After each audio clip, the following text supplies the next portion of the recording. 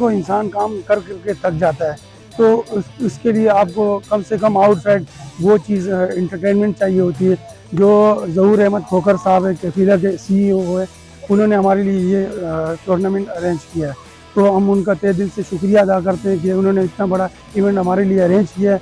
और बाकी आज हमारा जो मैच है वो जियो कश्मीर से है, और इंशाल्लाह हमारी स्ट्रेटजी यही है। अभी भी हमारी टीम से अंडरस्टैंडिंग हुई है कि हमने सबसे पहले स्ट्रेटजी क्या रखनी है, ए प्लान क्या है हमारा, बी प्लान क्या है। तो इंशाल्लाह हमारी अचीवमेंट ये होगी कि हम अच्छा से अच्छा टारगेट दें और अच्छी से अच्छी बॉलिंग करें इनके आगे। इस वक्त जो टूर्नामेंट हो रहा है हमारा, ये हमारे वालिद साहब के नाम पर है, शेर ज़मान खोखर कप सीज़न 4।